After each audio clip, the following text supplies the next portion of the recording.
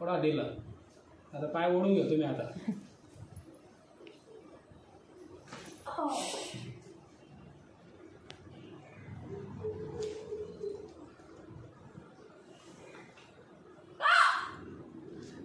दिल्ला सोडा ना.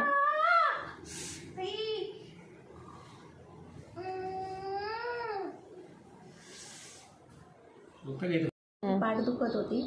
सरांनी 10 मिनिटातच रिपेअर करून दिली. फरक पडला का? हो नक्की. थरथर हात थरथर करत होते, ते पण बंद झाले.